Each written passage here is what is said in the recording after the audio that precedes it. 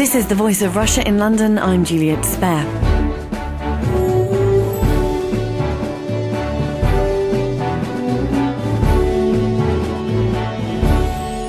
Should the British government make it legal for babies to be created from three people? The UK's moved closer to becoming the first country to allow families who want a healthy baby to use DNA from two mothers to eradicate mitochondrial disorders. Scientists at Newcastle University have developed techniques to replace faulty genes with healthy ones. Defects in the DNA of mitochondria, which is inside cells, affect 1 in 6,500 babies. These disorders can lead to strokes, kidney and liver disease, blindness and premature death. The government requested that the fertility regulator, the Human Fertilisation and Embryology Authority, should gauge public support. I'm joined by Professor Robin Lovell-Badge, who oversaw the consultation. Professor Lovell-Badge works on all aspects of embryology at the National Institute for Medical Research in London. Joining us in the studio is Dr. David King, who founded Human Genetics Alert, a watchdog group on genetics issues. Taking part over the telephone is Dr. Gillian Lockwood, who is Medical Director at Midland Fertility Services and Ethics Spokesperson for British Fertility Society and author of Fertility and Infertility for Dummies, and Professor of Bioethics Stephen Wilkinson from Lancaster University. First of all, Professor Robin Lovell-Badge, why did the British government request a consultation on this? The science that you referred to has been progressing over the last few years quite rapidly. The last time the HFEA bill was modified in 2008, it was already apparent that this technology might come along. So they put a provision in the bill to allow a change of regulations that would permit this, but it has to be voted on in Parliament. So it's not legal to do it, but rather than having to change and reopen the whole debate about the whole bill again, they can just change this in regulations.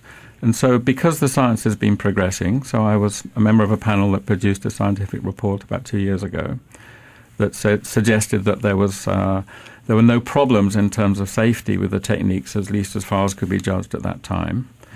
And it was felt that the government should gauge public opinion because of the various ethical issues associated with this work. So, as you mentioned, three parents, although I don't personally like that description, the fact that it does involve germline genetic engineering of some sort, so you could be potentially modifying or changing the genome. Not just of the resulting child, but if it's a woman, of a girl, her children, ultimately. So there are various ethical issues to do with it. So it was felt that it was really important to gauge public opinion about the whole area. Do you think that you managed to gauge opinion about those very ethical issues during the consultation? Yes, absolutely. So it was a very, very extensive public engagement exercise, which had several different strands to it, varying from an opinion poll, basically, which gauges overall, in a quantitative way, the acceptance of the public. It had an online consultation, which wasn't quantitative, but it gave interesting views. It had detailed focus groups where all the issues were raised and people's opinions gauged over the 2 days of that detailed focus group work. And in general, I mean, all these issues were covered, and in general, the public were supportive. I'm going to come to you, Dr. Gillian Lockwood. You're an author of Fertility and Infertility for Dummies. Why did you write that book? And is that representative of the fact that people need to be informed about it, and consultations like this are a good idea? I think the issue is that people's fertility is absolutely fundamental to them. We know that there's huge anxiety about infertility. We know that up to 1 in 6 of all couples suffer from a fertility problem, and yet the techniques that are now available, and of course it's memorable that it's only just a few days since the sad death of Professor Robert Edwards, who transformed the lives of couples with fertility problems by inventing this wonderful technique of IVF, then it's really important that if such a large proportion of the population are going to be affected by issues relating to health and fertility, that they should understand understand the basic principles involved. Now, in the particular case that we're going to be discussing here about so-called three-person IVF, and I share with Robin a marked distaste for that inappropriate term, we're actually talking about people not specifically with a fertility problem, but who are inevitably, if they have what are their own genetic children, going to be passing on a big burden of genetic illness to that child. And having looked after babies born with mitochondrial disease like Hunter's and Hurler's syndrome, I wouldn't wish that on my worst enemy. So we now have, thanks to the techniques of IVF and the wonderful work that's been done with modification of mitochondria, then we're now able to tell these couples, yes, you can have what is genetically your own baby, but no, you don't need to worry that that baby will be born with one of these terrible afflictions that is mitochondrial disease. I think the best way to think about it is that if you had a really good camera, what would be important would be the lens and the quality of pictures that it produced. You wouldn't worry about what make of battery you needed to put in it. And the mitochondria are essentially just batteries that fuel the cell, and if you've got faulty batteries, then you need to get ones that work properly. And the proportion of genetic material that's actually made up with mitochondrial DNA is absolutely tiny. Thank you, Julian. Thank you. I'm just going to come to you, Dr. David King. How do you respond to Dr. Lockwood then referring to the birth of a child as a camera and a lens and the batteries? Before I get into that, first of all, I just need to make it clear to your audience that our organisation is not a religious or pro-life organisation. That's the way these debates are generally structured, as scientists versus pro-lifers. I'm not part of that structure. I'm actually a scientist myself, but a critic on the basis of ethics and actually of science. So that's the first thing I want to say. That example is that was given is just a typical example of the manipulation, and in some cases sort of straightforward deception that's gone on in this public consultation. I mean, Professor Lovell-Badge called it presenting the information to the public in a neutral way.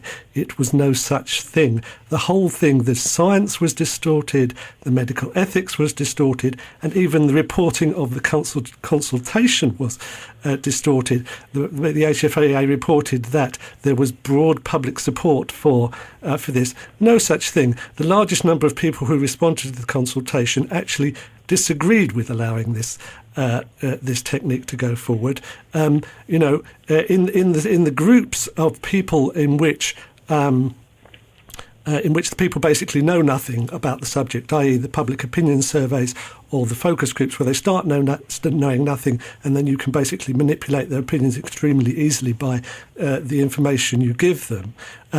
Then they got public support. Then they got support for this, but on the basis of drastically mispresented information. One crucial aspect that I want to mention is that nowhere in the consultation was the real medical ethics issue presented, which is this: that you already have a perfectly safe, reliable technique for allowing these families to avoid having children with mitochondrial diseases. That's called egg donation. These techniques are an extension of egg donation, and their only actual purpose is so that the mother can be genetically related to her child.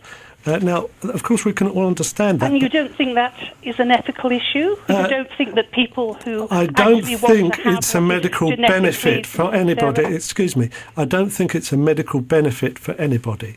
Of course, we all understand parents wanting to be genetically related to your child, but there are significant risks from these techniques. We know that these kinds of manipulation of embryos are liable to cause problems to the animals. So just to clarify for me, you're saying there's no medical reason... No, there's no medical reason for these techniques. A woman to be genetically related to her child? No, that's not a medical benefit, that's a social benefit. Of course, it's a social benefit we all understand and want, but my being genetically related to my child does not benefit me medically or the child medically. But then, and basically, just let me just finish. basic medical ethics says if you're going to subject your patient to a significant risk, and I would argue that these techniques, the science says that these techniques do involve a significant risk, then you have to be delivering a significant medical benefit. These techniques do not deliver a medical benefit. I want to bring in Professor Stephen Wilkinson first because he hasn't had a chance to speak yet. You've had the opportunity to hear from 3 of our guests today, but would you be kind to offer a philosophical viewpoint on this? I think what we have to do, as with all new sort of biomedical techniques, is to be very careful to ensure that there's a proper research is carried out on the procedures to ensure that they're safe and that they're effective. And so on. So it seems to me that really it's a balancing act between the benefits and the risks. Maybe it might be useful actually if I just follow up on the very interesting point that David King made about egg donation. And I think it's true that people could use egg donation in these cases to avoid creating a child with mitochondrial disease. And of course, the disadvantage for them is that it wouldn't then be their genetic child. One can make that point about alternatives, but of course that would apply to a very wide range of things that we do. It would apply to the whole of IVF. It would apply to some kinds of obstetric surgery. So really any technique which is mainly about allowing parents to have their own genetic or biological child. We could say for all of those things, we could have said, let's not bother pursuing this research program. I'm sorry, that's quite wrong. IVF is Hold on. You must let Professor Wilkinson finish that sentence. So it's true for all of those things. It's true for all of those things, that of course there are alternatives. Adoption traditionally was the alternative, but now we do have gamete donation. So I think that's and do we want to not have any of those procedures? Was it wrong to create those sort of procedures given that there are these alternatives? So that's just in relation to Dr. King's point. I say more generally, it doesn't seem to me that there are any sort of really strong in principle objections to this technique, provided that we can be very careful about what the benefits and risks are. And the benefits are, allowing people to have their own genetic children, which will be free of mitochondrial disease. Of course, we need to be careful about who gets this treatment. And as Dr. King rightly pointed out, there is a balance of benefits and risks. There will be some unknowns and some risks associated with it. And so it's important to start off by focusing on those cases in which the benefits are considerable, i.e. cases in which there's a high probability of passing on serious mitochondrial disorder. But as long as we do that, it doesn't seem to me that there are any serious sort of fundamental philosophical or moral objections to this. Thank you, Professor Stephen Wilkinson. Right, Robin, I'm going to come to you next. You've got lots to respond on. Which one do you want to go with first? Well, in a way, the simplest one is the accusation that we didn't discuss egg donation in the consultation. Absolutely, we did. It was presented in I think, all the different strands that were conducted as an alternative, along with adoption and things like that, or just not having children. It was, discussed at length. It was obviously it's an alternative, and if parents want to choose it as an alternative, fine. But it turns out that some women have a very strong desire to have their own genetic children. And there are examples where mothers who are carrying these mitochondrial diseases have had many children. And in some cases, all of them have suffered. It's just such a horrible disease. They're desperate to have children. They know the risks. They go for it, and it fails, and they have abnormal children. So, of course, it has medical benefit to their children, their children's children. This is a way of in theory, of freeing not just the mother who knows that she's at risk of having an infected child from having an infected child, but in theory also her children. It makes, and subsequently. So I think it definitely has medical value for society, because of course the other thing is that these children are an immense burden not just for the parents but to medical health care. You're listening to The Voice of Russia in London with me, Juliet Spare. I'm joined by embryology and genetic expert Professor Robin Lovell-Badge, Dr. David King, founder and director of Human Genetics Alert, Professor of Bioethics at Lancaster University Stephen Wilkinson, and Dr. Gillian Lockwood, Medical Director at IVF Clinic, Midland Fertility Services. If I could just respond to this idea of Dr. King's that somehow donor eggs as the solution to this problem. For a woman to become an egg donor, she needs to go through the whole process of IVF up to the point of fertilisation. That's a huge burden to put on somebody for altruistic reasons, and as a result, we've had increasing commercialisation of the gift of donation by people who are then being paid to be egg donors. I think that it's... we know one of the big changes that's happened in gamete donation recently is that we've now given children who were born as a result of donated gametes, eggs or sperm, the right to know about their biological parent when they reach the age of 18, because it is felt to be so important that somebody has some idea, not necessarily contact with the person who is their biological parent. Now, if it's very important for donor-conceived individuals to have that opportunity, I think that explains why we believe that it's very important for people to be able to have what are 99.99% their own genetic children, and know that they are not going to be burdened with disease. All people who want to be parents long for a healthy child, and in the case of the women burdened with mitochondrial disease, then up until this new technique was developed, that was something that they were never going to be able to enjoy. And it's also not the case that an egg donation pregnancy is not without risks. We know that women who conceive using donor eggs are more likely to get preeclampsia, that's blood pressure problems associated with pregnancy. They're more likely to have premature babies, and they're more likely to have babies that are affected by growth retardation. So it's not an answer to say, oh, let them have donor eggs. There aren't the donor eggs, and I believe the donor egg and identity issue actually has far more complex ethical problems associated with it than, however much you don't like me to use the term, simply replacing the faulty battery in the nice camera. No, first of all, I'm going to come to Robin and then you. Okay. I promise. I just want to make a point about the egg donation. So as part of the update of the scientific review, we asked all those scientists involved in developing the methods what they felt about whether this would lead to a shortage, even greater shortage of egg donation thing. And they all think that the women donating eggs for altruistically for fertility treatments is a different population from those likely to donate eggs for dealing with mitochondrial disease. So they felt that it was not going to necessarily detract from the overall pool of eggs for donation, and it may be that women from families of women affected by mitochondrial disease would be the donors in many cases. Okay, so Dr. David King, I want to come to you. What are your concerns? I mean, you laughed a bit when Gillian Lockwood was talking then. Yes, I found that a typical example of the kind of manipulations of the truth, and I'll get onto that in a second. I do want to say, you asked me what my real major concerns about this is not actually the risk to the child, although those are significant, but the risk to society from crossing this crucial ethical line. Oh, not the slippery slope argument again. No, I'm afraid if you've accused me of telling untruths... Well, let me explain that then. If you would let me explain that rather than interrupt... It's going to end up with Nazis and eugenics. You may not like the slippery slope argument, but the fact is that 60 governments around the world, practically every developed country, with the exception of the USA with their ultra-libertarian philosophies, have basically outlawed. The only reproductive techniques that they've chosen to outlaw are reproductive cloning and changing the human germline.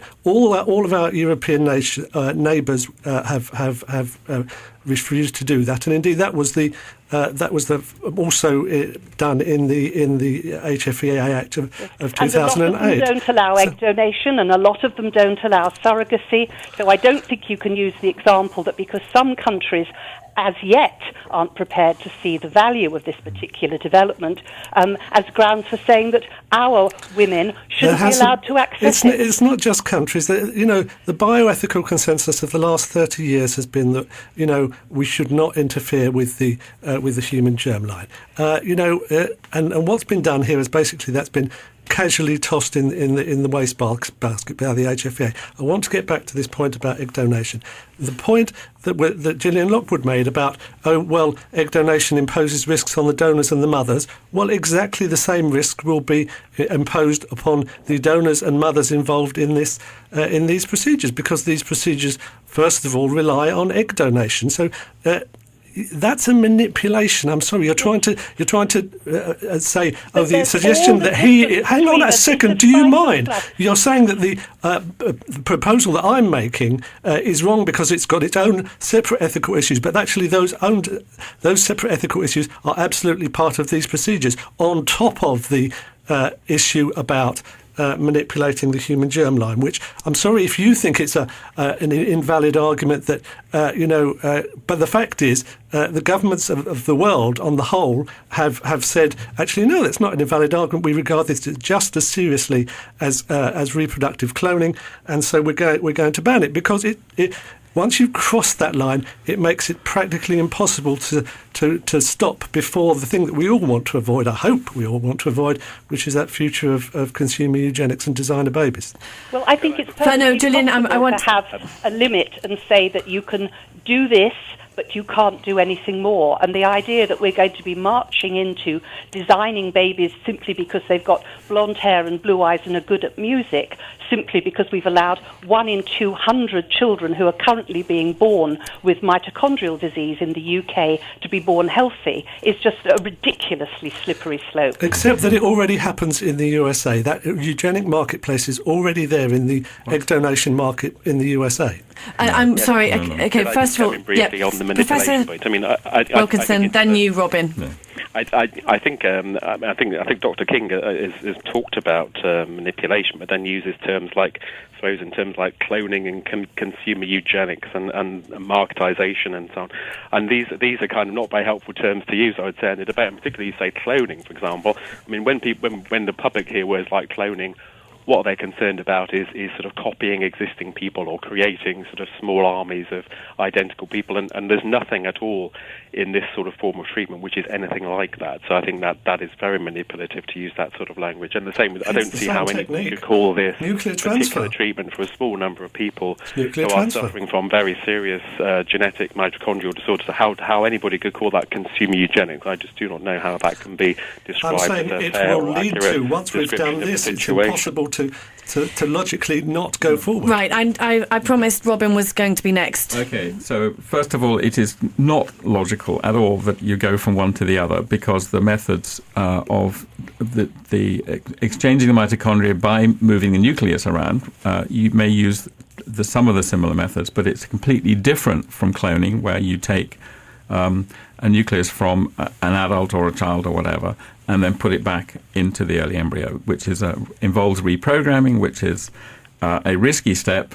And so, first of all, no one is contemplating doing cloning. It's a very different technique, and again, I agree, you shouldn't be talking about it in the same context as this. In terms of manipulating genes within the nucleus, where the vast majority of genes are, is, again, a completely different technique. No similarity whatsoever. And so it's very, very easy in law to come up with conditions which would allow the treatment of mitochondrial disease or a way of avoiding mitochondrial disease, but prevent other types of germline genetic modification. No one of us is worried about it, and I'm sure Stephen can talk more about the Nuffield Bioethics Council, who looked at this at length and also agreed that it wasn't an issue. Is there a problem with you, Dr. David King, that it's the British government that are one of the first countries to allow this? And someone answer me why the British government issued the consultation or requested it in the first place? It was because the issue was raised in leading up to the 2008 change in the HFEA Act. It was talked about. It was also being talked about in other countries. Other countries just haven't got quite the same way of debating these issues as we have in the UK, which is, it's progressive, but we do debate at length, and we involve the public in those debates. It is being considered by the US, by the FDA are looking into it in the US. Other countries we know are interested in the whole area. It's not that they've banned it. They haven't allowed it because they just haven't thought about it enough to make it progress. I can guarantee that other countries are interested. I'm actually, after this, I'm doing an interview for the Austrian broadcasting company. If you think any country was going to be resistant, it would be somewhere like Austria. But they're interested in it now. Everyone's looking at what's going on in the UK. We've been actively involved, not just in the research, but in debating it, in analysing all the scientific issues and the ethical issues. You're listening to The Voice of Russia in London with me, Juliet Spare. I'm joined by Professor Robin Lovell-Badge, who works on all aspects of embryology, genetics and stem cell research. Dr. David King, founder and director of Human Genetics Alert, Professor of Bioethics at Lancaster University, Stephen Wilkinson, and Dr. Gillian Lockwood, Medical Director at IVF Clinic, Midland Fertility Services. Dr. Lockwood, you represent a very female perspective by giving women the right to have a baby that isn't burdened by disease. Yes, I think that it's every doctor's duty to try and, as it were, promote good health. In the Western world, genetic disease is actually one of the biggest sorts of disease. Now we've solved the problem of a lot of the communicable diseases, then now we have to try and deal with the terrible burden of genetic disease. We've never objected if people wanted to marry people because they were beautiful or clever or talented. So why on earth should it be an issue if somebody needs to use donor eggs, that they should be allowed to select the characteristics? Thank you, Dr. Gillian Lockwood there, Medical Director at Midland Fertility Services. Final word from you, Dr. David King, founder and director of Human Genetics Alert. It's all very well to say, we can stop this in law, the slippery slope is not logical. The fact is, in the real world, we know this is the way it works. In the UK, we have this regulator, which has never in its history actually said no to any proposal that scientists have put forward, and the way it works is just as in politics, step by step, slowly. And once you've done one thing, and then a few years later, they want to do the next thing, the actual genetic manipulation, and they'll turn around and say, but in 2012, the 2013, the principle was already agreed. You've got no argument, no ground to stand on. Professor of Bioethics, Stephen Wilkinson, what's your response and final word from Dr. David King there? My experience of attending a number of public consultation events about this is that the patient perspective or the parent perspective is very important. What we're talking about here is avoiding the birth of children with horrendous diseases, and which is bad for them and bad for their parents. And I think when the public are presented with those perspectives and those stories, I think they think that's the most important thing, provided that we proceed with caution and that there's plenty of scientific research and that the regulator proceeds on a sort of incremental basis and looks at each case or each intervention on its merits. Provided we do that, I think the patient stories are compelling reasons to go ahead with this, at least on a research level. And finally, from you, Professor Robin Lovell-Badge. There's been some pretty horrible things said about the sorts of, the children that might be born from this, such as any humans that come to term and to maturity as products of these procedures would represent uncontrolled laboratory experiments and monsters and things like that. Those words are just horrible. Any child born from these procedures would be a normal child and should be treated as a normal child. That was Professor Robin Lovell-Badge from the Human Fertilisation and Embryology Authority, who oversaw the consultation. Also taking part was Dr. David King, founder and director of Human Genetics Alert, Dr. Gillian Lockwood, ethics spokesperson for the British Fertility Society, and Professor of Bioethics at Lancaster University, Stephen Wilkinson.